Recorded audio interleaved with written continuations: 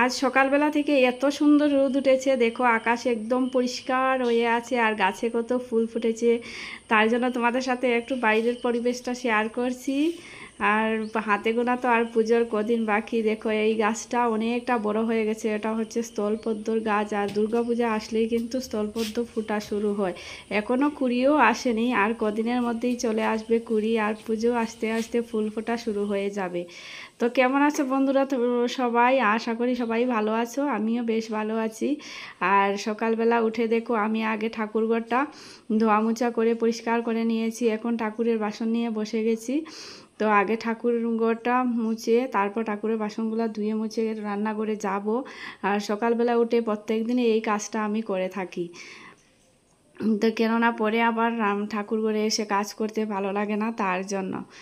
তো ছেলে এদিকে আমার ভিডিও করে দিচ্ছে। আর ছেলের টিউশনে ছিল না সকালবেলা, তার জন্য বাড়ি আছে, না হলে তো আবার আমার একা একাই ভিডিও করতে হয়। তো তোমরা সবাই কেমন আছো অবশ্যই কমেন্টস করে জানিও। আর অনেকেরই হয়তো পুজোর কেনাকাটা শুরু হয়ে গেছে, আমার কিন্তু এখনও কোনো কিছুই শুরু হয়নি। ভাবছি কি করব কি না, দেখা যাক, এখনও তো অনেকটা দিন বাকি আছে। তো যাই হোক, এবার আমি এসে গেছি বেডরুমে। এসে দেখো বেডরুমটা পরিষ্কার করে নিচ্ছি। আর এখনও দেখো জানালাও খুলিনি, কিন্তু বাইরে এতটা রোদ্দুর উঠেছে, দেখো ভেন্টিলেটর দিয়ে রোদ্দুর ঘরে আসছে। তো তোমরা কে কী করছো, কেমন আছো কিন্তু অবশ্যই কমেন্টস করে জানিও। কেননা আমি অনেক দিন পর ভিডিও দিচ্ছি, এই কদিন খুব ব্যস্ততার মধ্যে ছিলাম, তার জন্য কোনো ভিডিও দিতে পারিনি। আর আমার ভিডিওগুলো অনেকের কাছে ভালো লাগে, অনেকে আমার অনেক ভালোবাসা দিচ্ছ, তাদেরকে অসংখ্য ধন্যবাদ। আর যারা এখনও আমার ভিডিওটা স্কিপ করে চলে যাও, আমার ভিডিওগুলো দেখো না, তাদেরকে বলবো একটু দেখো, আশা করি সবাই ভালো লাগবে। কি করব বলো, আমার প্রত্যেক দিন বাইরে বেরোনো হয় না, আর বাইরের ব্লগগুলো আমি বেশি করতে পারি না। বাইরে যখনই বেরোই খুব কাজের প্রয়োজনে বেরিয়ে থাকি, তার জন্য আর কোনো ভিডিও ব্লগ এসব করা সম্ভব হয় না। তো তার জন্য প্রতিদিন আমি যা করি সেগুলাই তোমাদের সামনে তুলে ধরার চেষ্টা করি আর কি। আর বাড়ির বাইরের ব্লগগুলো আমার দ্বারা করা সম্ভব হয় না, কেননা আমি এত ব্যস্ততার মধ্যে ঘর থেকে বেরিয়ে থাকি। কেননা খুব প্রয়োজন যখন হয় তখনই, হঠাৎ করে এখন ধরে নাও হঠাৎ সন্ধ্যাবেলা বেরোতে হয়েছে, হঠাৎ দুপুরবেলা, হঠাৎ বিকেলবেলা, তার জন্য কোনো প্রিপারেশন নিয়ে বেরোনো হয় না বলে আমার ভিডিও ব্লগগুলো করা হয় না। বেরোই না যে তা কিন্তু নয়, বেরোই, কিন্তু অনেকে আছে যে আজ একটু বাজারে যাব, কিছু খাবো, কিছু কেনাকাটা করব, এরকম কিছু প্ল্যান থাকে, কিন্তু আমার এরকম কোনো প্ল্যান থাকে না। তার জন্য হঠাৎ যখন কোনো প্রয়োজন পড়ে তখন আমার তাড়াহুড়ো করে বেরিয়ে যেতে হয়, আর সেই মানসিকতাই থাকে না যে ভিডিও করব। তার জন্য আমার বাইরের ব্লগগুলো খুবই কম হয়ে থাকে। তো যাই হোক, এবার আমি বেডরুম পরিষ্কার করে চলে এসেছি রান্নাঘরে। দেখো রাতের বেলা আমি খেয়ে কাল রাতে ঘুমিয়ে গিয়েছিলাম, তা না হলে কিন্তু বাসন কুসনগুলো ধুয়ে মুছে রেখে যাই, কিন্তু আজ আর কাল রাতে আর ধোয়া হয়নি, তার জন্য এখন এসে বাসন কুসনগুলো ধুয়ে নিচ্ছি।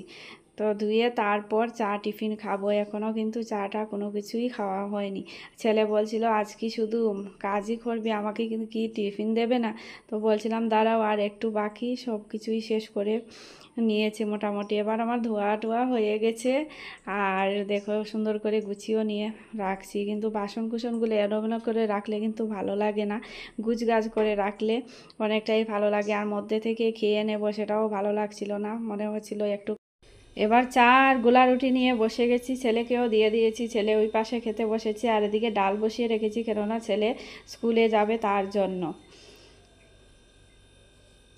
তো এখন অনেকটা টাইম পর আসলাম ছেলেকে স্কুলে পাঠিয়ে দিয়ে, তারপর এদিকে দেখো আমি একটু সেদ্ধ ভাত নিয়ে বসে আছি। আমরা সকালবেলা কিন্তু একটু ভাত খেয়ে থাকি, তার জন্য সেদ্ধ ভাত হোক আর ডাল ভাজি হোক, যাই কিছু হোক না কেন, সকালবেলা একটু ভাত না খেলে আমাদের ভালো লাগে না, সেটা অনেক দিনের পুরনো অভ্যাস। আর এই লঙ্কাগুলা দেখো বাড়ি থেকে তুলে এনেছি, খুব ঝাঁঝালো লঙ্কা, আর আজ ঘরে লঙ্কা ছিল না, তার জন্য ভাবলাম বাড়ির গাছ আছে কটা, বেশ কটাই লঙ্কা খাচ্ছি। আর বাড়িতে দু একটা লঙ্কা গাছ থাকলে কিন্তু অনেকটা উপকার হয়ে থাকে যখন ঘরে লঙ্কা না থাকে না। তো ছেলে তো সেদ্ধ ভাত খেয়ে দিয়ে তারপরে অনেকটা কাজ করলাম, ঘরদোর মোছামুছি করে কিছু কাছাকাছি আছিল ওগুলোও করে নিয়ে আসলাম। এবার দেখো আমার রান্নাবান্নাও কমপ্লিট হয়ে গেছে। তো কি রান্না করেছি দেখো, কাঁচা কলা আলু দিয়ে রুই মাছের ঝোল রান্না করেছি, আর এদিকে দেখো কুমড়ো দিয়ে ডাল রান্না করেছি। আর কোনো কিছু আজ রান্না বান্না করিনি, কেননা খুব গরম পড়েছে, তার জন্য আর ভালো লাগছিল না। আর কুমড়ো দিয়ে ডালটা কিন্তু ভীষণ ভালো লাগে গরমের মধ্যে। তো আজ এইটুকুই রান্না বান্না করেছি। তো আজকের ব্লগটা তোমাদের কেমন লাগলো বন্ধুরা, অবশ্যই কমেন্টস করে জানিও। তো আজকের জন্য টাটা।